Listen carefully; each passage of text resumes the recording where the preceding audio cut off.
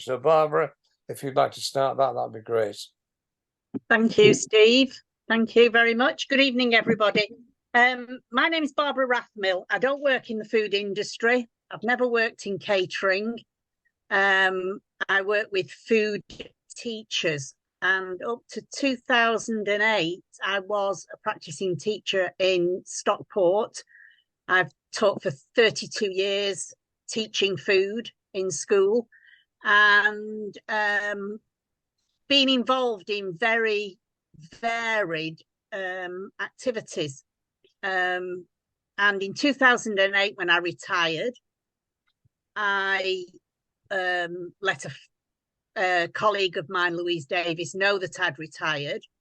And since then, I've never looked back, because I've worked with her with what we now know as the Food Teachers Centre.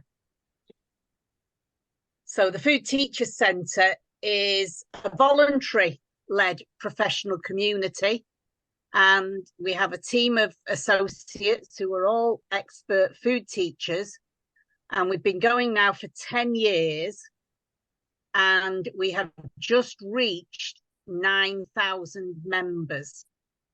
We are online. It's a Facebook community. But we also deliver training online and face-to-face. And we've worked with we're working at the moment with the fishmongers community, and we're also working with the bakers. So, you know, we do diversify, we do work with other groups. Many years ago, Karen, I think I worked with you with the Chilled Ed, doing some resources with you. But at the moment, I'm an associate with the Food Teachers Centre, and as I say, it is a voluntary work that I do. Although if I do go out and do training, I do get paid for that. So I developed with the Design and Technology Association, and now with the Food Teachers Centre, a food safety in classrooms, online and face-to-face programme of training for food teachers. Many food teachers say to me, why do we have to do it? It doesn't apply to us. But in this claim culture world that we live in, you know, litigation can be a result from an issue in a food room. We have had one primary colleague being taken to court over the use of a glue gun in her classroom, which wasn't used safely. So, you know, these things do happen. But when COVID came, we decided that all our training would go online. So the Food Safety in Classrooms is an online flexible learning programme. It's a series of units that teachers can complete either week by week or in a full day. They have one academic year in which to complete it. I mentor them through it all. They complete activities and send them to me. And as I say, we also offer, and we're now getting out and about, we do offer a one-day face-to-face training. The only problem is that the qualification we do is for hospitality and catering and not for a food room. So the delivery that we look at is delivering the hospitality and catering training at level 2, but putting a emphasis on good practice in a food room. So we do have food teaching in secondary schools guidance, and Standard 9 is implementing good food safety and hygiene. And so those are the 5 standards that I have applied to the training that I deliver. So I cover all those standards, and we do give them a certificate to say that they've met those standards. Also, the teaching union, the National Education Union, which used to be the NUT, the National Union for Teachers, they have standards of food safety in schools, and in it is a section on teaching food.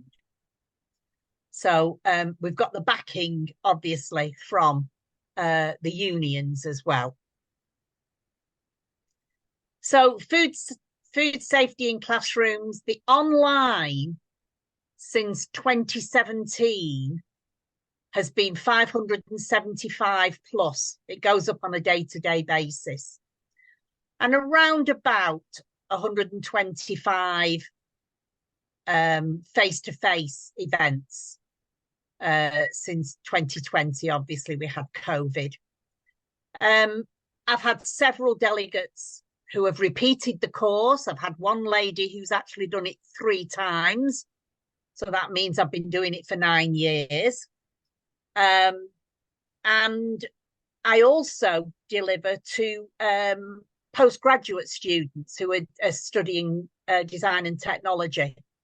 So I've trained about over 150 students who are training to become teachers, not only in food, but in design and technology and art. So it covers the whole area of the subject, because in a school, you're employed as a teacher. And yes, you do have specialisms. But a head teacher may say to a PE teacher or a drama teacher or an art teacher, can you cook? Yes, I can cook. Okay, then you can teach some food. We've got more and more non-specialist teachers teaching food now. And so that their training is crucial, and the guidance and support that we give them through the Food Teacher Centre is valuable. But at the end of the day, it is the head teacher of the school who is responsible for health and safety. And if they say, you know, we want you to teach this, if they say to a teacher, you know, you can teach food or we'll have to make you redundant, you know, they're between a rock and a hard place. So, you know, we do have an awful lot of teachers teaching food who are not trained to teach food. So I go through all the stages of the level 2. So keeping food safe, we talk about time and temperature controls, about checking their fridges, things like that. I go through all the hazards, food poisoning. We talk about high-risk foods, and we recommend to them that they produce a label for their foods that the children are taking home, because our due diligence should not end when that food leaves the food room. So we give them instructions for storage, for reheating, and we also give them allergen information. And we have a fantastic website with a resource, with all our resources on it, called Food, A Fact of Life. And they have a template for labels. So we sort of encourage our teachers to use that template and to have labels for food that is being taken home. Obviously, a large chunk of the work that we do is on allergens, and we do encourage them to have an allergen policy for the department that reflects the school allergen policy, and also an allergen analysis of their recipes that they use. It's quite easy with the younger ones, because the younger ones are all cooking the same thing. When they get into their exam classes, they're cooking different things. But by that time, they should be able to analyze their own dishes and produce maybe their own labels. So we do spend a lot of time on allergens. We look at personal hygiene, premises, pest control, cleaning. We also look at producing cleaning schedules, what cleaning products they can use in their food room, and also what data sheets they should have in their food room. So all these sorts of things we cover, and there are activities that they do, and they send them to me, and I give them feedback. In terms of HACCP, if they're doing foods with high risk dishes, with high risk foods, then we do recommend that they do a HACCP plan for it. And again, making sure that they do follow it, because we do say to them, if anything happens and somebody comes in to, inspect the room, which it's not happened yet, touch wood, that all this documentation would be asked for. We're quite fortunate in terms of risk assessments, because we have an organisation which came out of a consortium of local authorities, and it's called CLEAPS or CLEAPS. And they have all our model risk assessments on there, and we can use them, but not just download them and stick them in a folder. You have to adapt them and then adopt them for your department. So whereas a lot of schools have got these risk assessments and they say, oh, yeah, I've got them, they're all in a folder, but they've not adapted them to their school, and all classrooms are different. And then at the end of it, we take them through to the level 2 food safety. Now, if I'm doing a face-to-face event, I use one particular assessment. If I'm doing the online training, I do use a different online assessment. But as I've said before, all the assessments are for catering.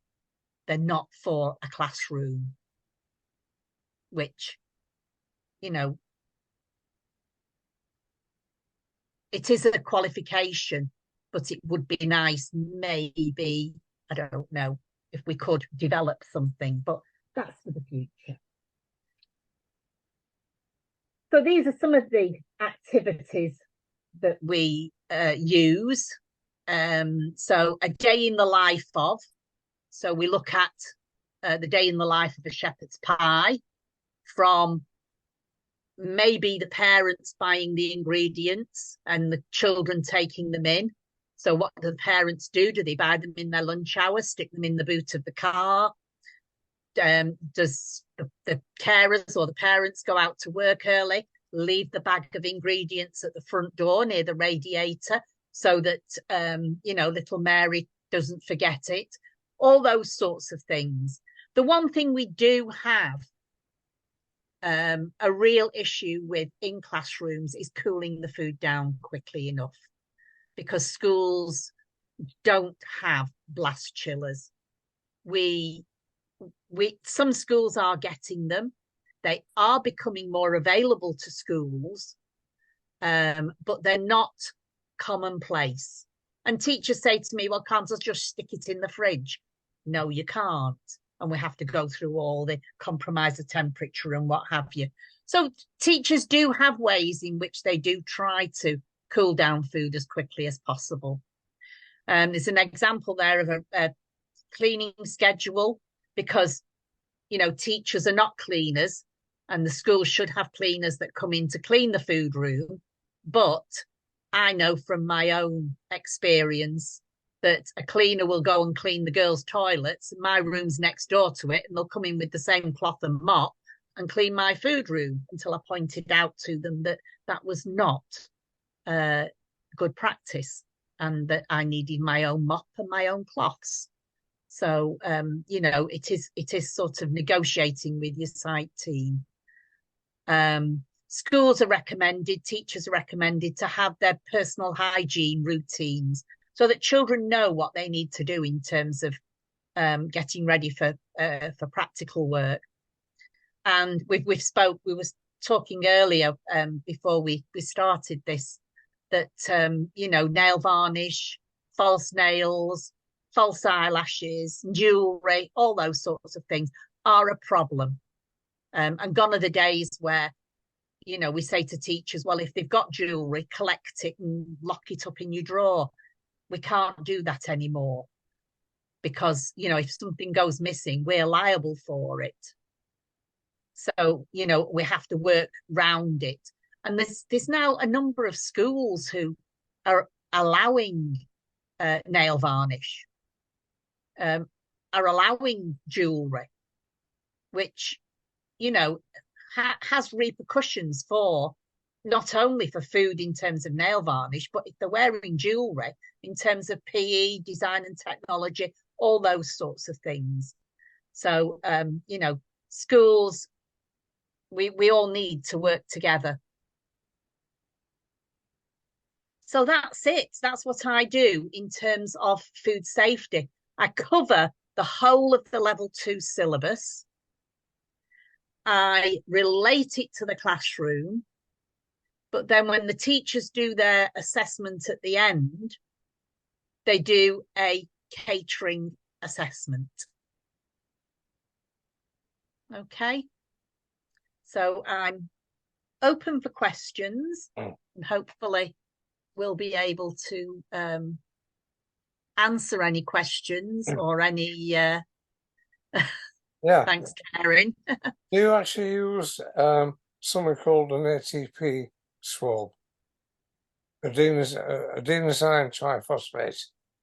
And you get those 3M swabs, and you can do that on food surface. And depending on when you swab the surface, when you put it into the liquid, it'll go from anywhere from a light green to a deep purple. And that just shows how much ATP is on the food surface. Now, adenosine triphosphate is something that all life relies on. Any cellular things like bacteria need it. We all need ATP as well. So, and by doing an ATP swab, you can actually check if the cleaners have actually done the work. Yes. And I wonder whether or not that would be something that you would recommend teachers do if they don't do the cleaning themselves. Obviously, the teachers do it clean, but if they were to check the food services and equipment with an ATP swab, which are quite oh, hang on, what's happened here? Something's happened. I can still hear you, Steve, and I can see you. Can you see me? Yeah. Right, okay. Something came up then for okay. No, wait a minute. I mean, what I tell food teachers to do is to establish a good relationship with their site team. And a lot of schools now have outside contract cleaners. So they don't have their own team of cleaners in the school. And I say to food teachers, you've got to talk to them because they don't know. Yeah, well, that's one of the things that if I was teaching a classroom, I would take an ATP swab. And if the room wasn't fit, I'd say, okay, well, we're going to have to do a 6-stage clean on all the whatever. But then I would take it up with the cleaning contractor afterwards and say, hang on, we've done a swab. This wasn't right. So I want you to come in and make it right for next time. Yeah. And I would put in a formal complaint if that contractor hadn't. And the thing is, if you put enough formal complaints in and make it the head teacher aware, at some stage, whoever appoints that contractor is going to be taken to task on it. Yeah. But the other thing as well is, if I was in a school, and I said this before we started this meeting, we had a lady who used to teach or cook in an old folks home, and I used to report for wearing nail varnish to the employers, but she would still come in with this. And basically, if I'd have been her manager, it would have been a case of, there's a bottle of nail varnish remover, and there's your P45. Now, in a classroom situation, it'd be a case of, well, there's your nail varnish remover, or you can stand outside for the class. And they wouldn't get to be in my class if they had jewellery or nail varnish. Yeah. And the thing is, it's like a lot of other things. When I did a management book, and one of the things in the management book is that when you are first becoming a manager, the hardest thing that you can do is to learn to say no. And if you were doing that from day one as a food safety teacher, and you said, look, if you want to wear your nail varnish or your jewellery, that's fine, but you're not coming in. I'm not having you in my classroom if you dress like that or whatever. They would soon get the message, and you'd soon get them round to your way of thinking. Yeah. Now, I don't know if that's something that your teachers would do, but it's certainly something that if I was teaching them, I would say, look, these kids, you're teaching them food safety. They've got to conform to the main standards that you require.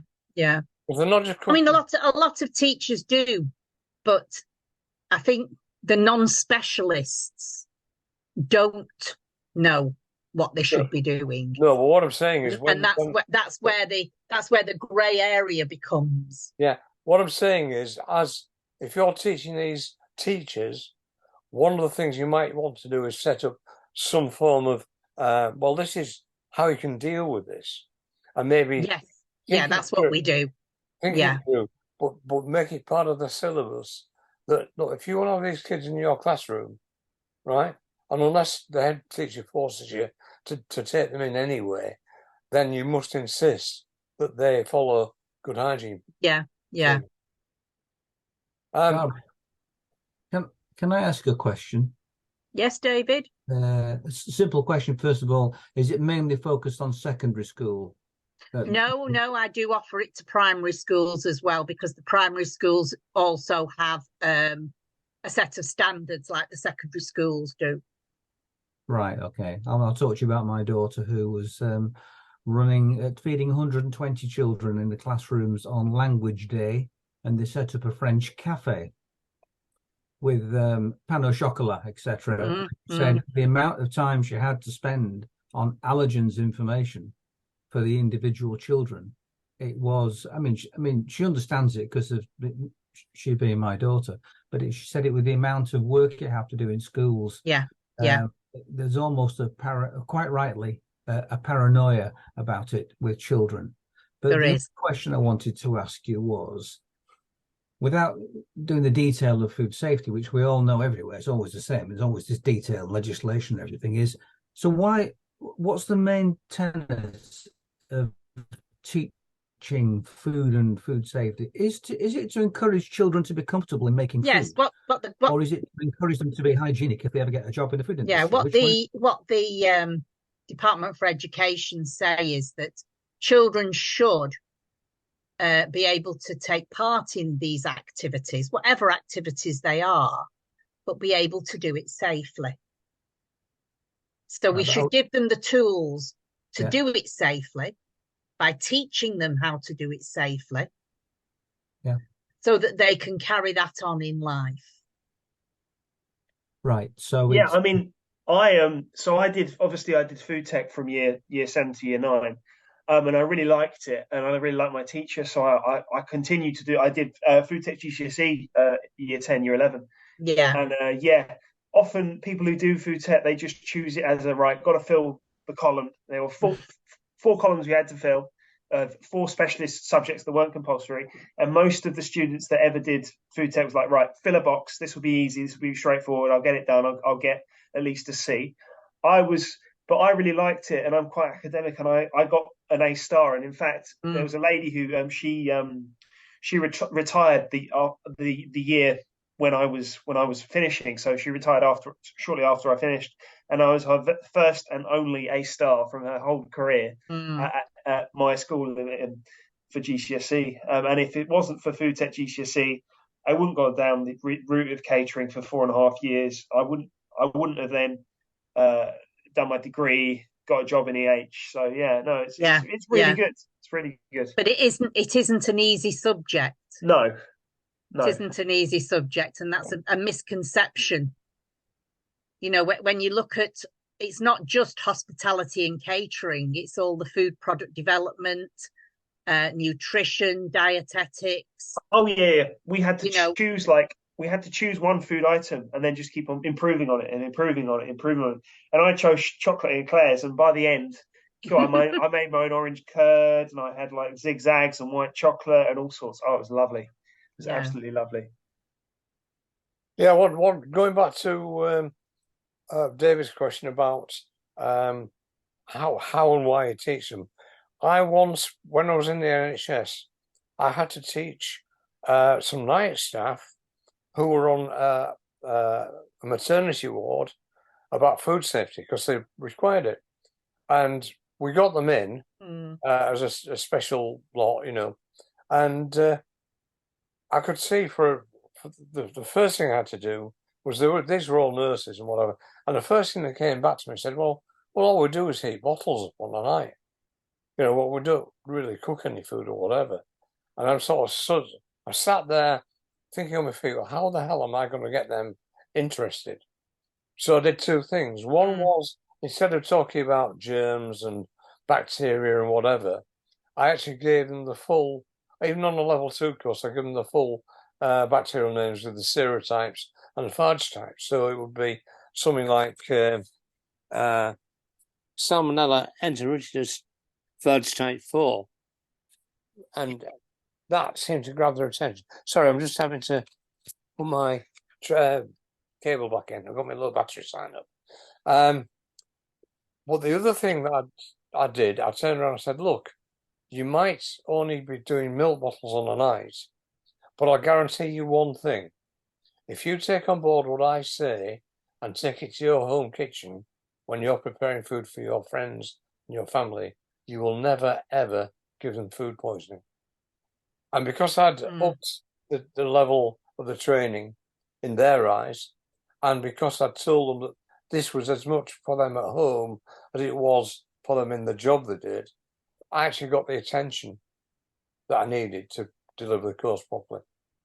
But if I hadn't thought on my feet, I would have really struggled to get that message through. So I was very fortunate that happened. Sorry, David, you want to say something?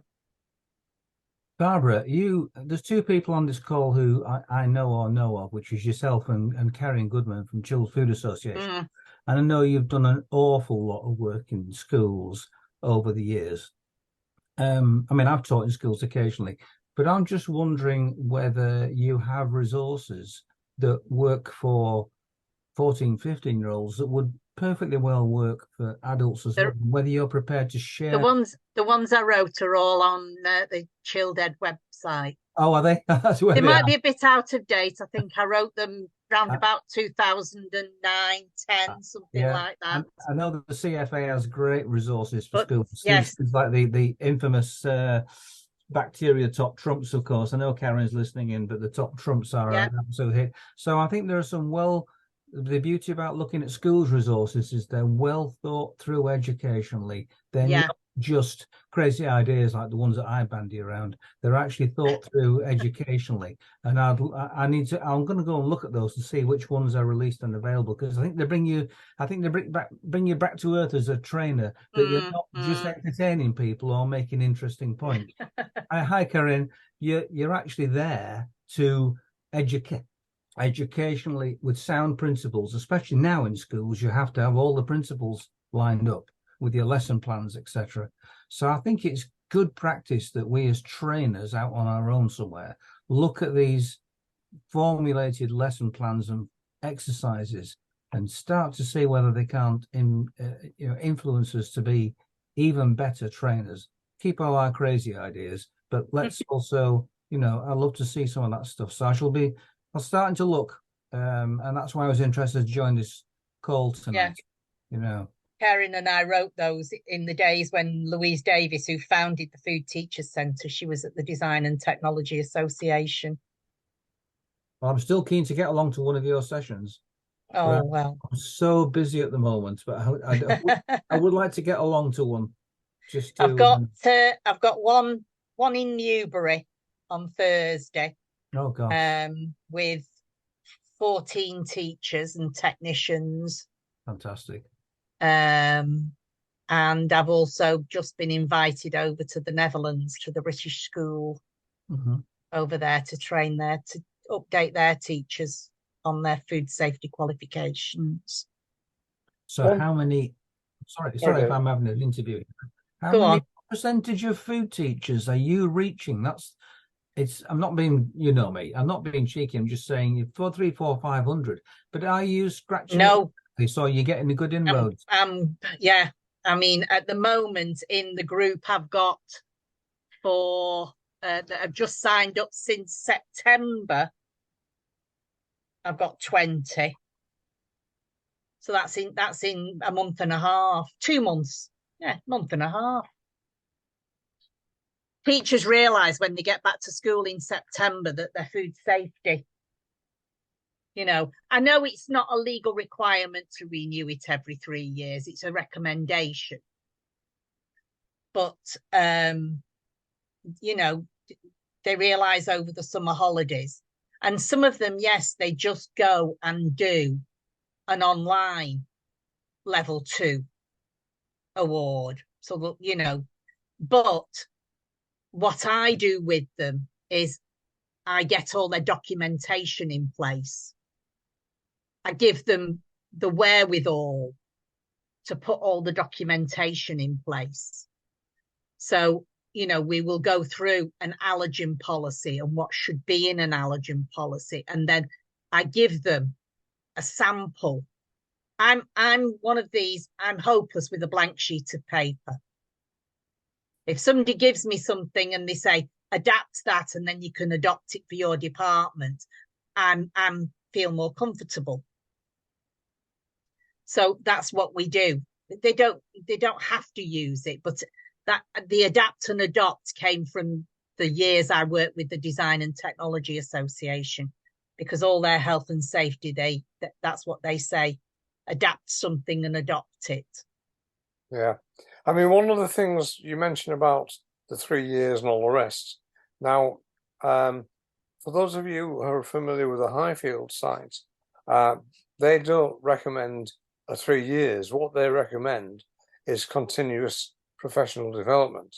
Because I mean, it seems a bit daft to do a level 2 every couple of years and then go away and forget about it.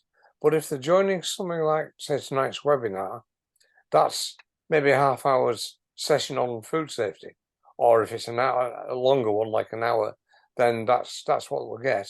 They'll get a certificate from me if they ask for it. And they can double that, as David said before, by writing or following something up.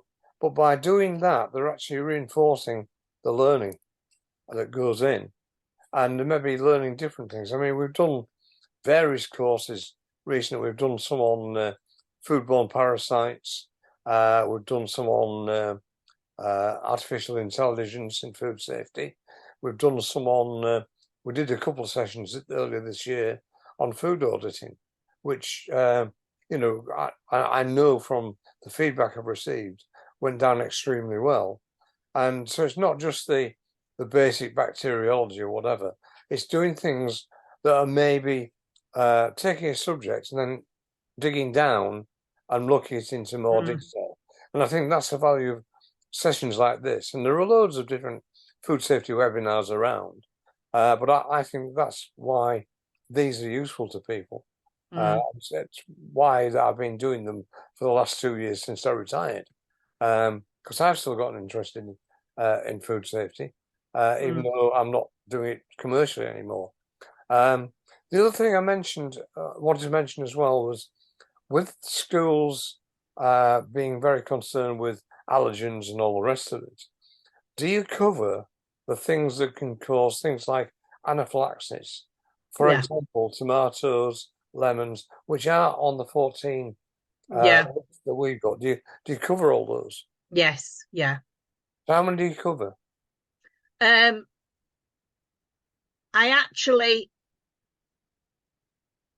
ask the teachers what allergens, what children have got, and we have a discussion about it. Right. So I say to them, these are the 14 identified, but we all know that there are a lot more. Yeah. And they'll say, yes, I've got somebody in one of my classes who are allergic to this, and I'll say, right, how do you work with that? And we have a discussion about it. And as you know, allergens aren't just, you can come into contact with insects, for example, and that will, oh yeah, so it's rubber or certain latex, for example. Yeah, well, this is it. When they say to me, oh well, I have a box of gloves, disposable gloves that the children can wear if they've got nail varnish or false nails, and I'll say, well, do you know whether they're allergic to those? Yeah. That's why in hospitals now they have latex and non-latex. Yeah. Well, we were trying to think about 8 years ago. I had to move some. What was that, Jackie? The herb that we moved. There was a herb anyway, and Jackie asked me to remove it because she'd had a reaction to it before. And she said, "Oh, well, you get rid of this out of the greenhouse." So I had my gloves on, t-shirt, and I picked the thing up. Sorrel, that was it, sorrel. Oh, right, yeah. And bled across my arm, and all on my arm came up in hives. So I've been sensitized to it. So I'm very careful when I eat out now not to have any salad items in case someone's put sorrel in it. Yeah, yeah. So, and if you look on the Japanese websites, I think they in law have now got about 25 different allergens that they list. But in theory, you can be allergic to anything. Yeah, yeah. You can be allergic to things that just occur in real life. Yeah. So, teachers, I say to them, I said, you need to know what is the difference between an allergy, an intolerance, or a student pulling the wool over your eyes because they don't like what you're cooking. Yeah, there is that. So, and that leads to the school's allergen policy and information being up to date. Yeah. So what's in the future then, Barbara? Sorry, David. It's all right. I was just asking you what's coming up in the future, or is it all top secret? For you, the Food Teachers Centre. We're working at the moment with Leith's Academy. Prue Leith was the founder, but she's retired now. We're doing vegan high level skills at the moment. Wow. And we've also got a package on affordable food. So a Key Stage 3 program where all the dishes are affordable. And do you go into the areas to do with building a food business or looking for a market or running a small food business? No, it isn't covered on the on any of our syllabus at the moment. We haven't got an A level. There's no A level in food.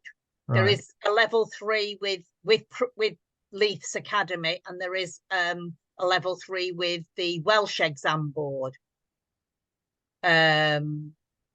But as far as hospitality and catering and setting up a business and marketing, it isn't covered in any detail. There is a hospitality and catering exam, a GCSE, but it isn't covered in any detail. And nothing on food manufacturing then at the present time? Only at level 3. Right. Okay. It's fascinating. This is why I joined the call. It's a fantastic amount of work that you're doing in this, you and your colleagues are doing in this area. And I think those of us outside in the other big wide world perhaps don't appreciate how much schools can or do. I think we sometimes think, well, the schools aren't doing much, but it's incredible. I think people have their own perceptions, and they think that we don't do much practical cookery. When in fact we do, and we teach the theory through the practical cookery because that's what the children want. But I think we were disadvantaged when we were a technology subject, because when we were food technology, we had the potential to cover a lot more than we did, and look into all the different aspects of food, when in actual fact the syllabus related to design and technology. So you've got a whole generation of adults now who can draw a pizza, they can make a box for a pizza, they can design the box for the pizza, but they can't make a pizza. Whereas now we get to the nitty-gritty of cooking, and we also look at a lot of food science. I mean, there's a section that the year 11 students are doing at the moment, which is a food investigation, and you know what, they're given different scenarios, and they have to investigate it, which a lot of teachers do not like it because it's science. But if you think about it, right from year 7, if we're doing a fruit salad, we will be talking about enzymic browning. We won't maybe say it in such words, but we'll say, look, you know, leave your apple for too long and it might go a bit brown, so use some lemon juice or do this, or, you know, it's science. Yeah. I remember when I worked for supported housing, we used to have a lot of young people, and about once a week or once every fortnight, and later on we actually did breakfast clubs as well. But we used to do things like making the pizza, and we'd do a practical sample where they would make their own dough, put their own tomato puree on, and all the toppings or whatever. Then another one I seem to remember was we would make tomato soup. And I'd say, right, okay, we're going to make tomato soup. There's your pans, there's the ingredients, and we're going to award a prize for the one who makes it taste most like Heinz tomato soup. You know, just for a bit of a laugh. And it was amazing that, you know, they would get involved and join in. And we were teaching the food safety aspects as well to make sure they wash their hands and, you know, et cetera, et cetera. And that was really good fun for me. Because by then I wasn't actually actively in catering as such. I was doing a manager's job, but I was responsible for the dining room, if that makes sense. So I was doing a bit of general admin as well as doing the food safety and managing the canteen. What about home catering, Barbara? Because certainly since COVID, we saw a rise in people catering from home. I mean, the classic home catering is a buffet for a party, but done on a semi-commercial basis. Do you manage to touch on the dangers of preparing food in the home as opposed to in a proper food room? We do, in that we expect, or we anticipate, that the good practice we teach in our classrooms filters through to the home. And we do have some anecdotal, you know, parents will come to parents' evening and say, oh, you know, little Johnny made this, and then I made it at home with him, and he was telling me that I should be doing this and I should be doing that. You know, it's like driving a car. I mean, I learned to drive when I was 17. You know, turn that round to my age now, and yes, you do get bad habits. And it's the same in the kitchen. You know, I don't cook in my kitchen how I would teach a child to cook, if that makes sense. Yeah. We do in our house. When my granddaughter visits, she tells me exactly when to wash my hands. Oh, yeah. But also the skills, you know, peeling and chopping. There's a safe way of doing it. And this is what concerns me about non-specialist teachers. Because I know that when I'm peeling and chopping here in my kitchen, I wouldn't necessarily do it exactly the same if I was showing children in the classroom. Do you include anything on the training on the legal aspects of preparing food at home? For example, if someone was to say set up from home a food business, do you take them through? No. Probably do it. It only maybe take 2 or 3 PowerPoint slides, but you can turn around the 28-day registration, the food hygiene rating system, and the inspection that would have to take if they did register the home. And I mean, I cover that with the teachers in my food safety in classrooms training. I talk to them about the ratings. I talk to them about what an EHO does, and things like that in the legislation section. Because over the years, I've had loads of people wanting to set up a home business. Yeah. And they say, well, tell us what you need to do. And the first thing I say is, well, besides all the pets and the plants and whatever in your kitchen, you've got to get those out. And you've got to clean if you've got pets, you've got to clean all your work surfaces with the 6-stage clean. But the most important thing is to have a separate hand washing facility. Yeah. Well, for most people at home, they won't have that. Right? And they'll say, well, can I wash them in the toilet? I'll say no. But what you can do is most domestic sinks these days, stainless ones, have either got 2 tubs or 3. And then if you've got 2 tubs, use a little one for your hand wash and label it up.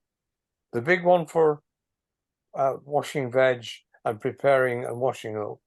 And then you can have a bowl to rinse. Yes, that's one way of doing it. And then rinse it. So you've actually, if you've only got 2 sink wash up, then by using a wash up bowl, you can either wash up in a wash up bowl and rinse in the sink, or vice versa. So you can still manage that cleaning cycle that you need to do. But also for a domestic kitchen, you would still need to have disinfectants for cleaning to either BS EN 1276 or BS EH 137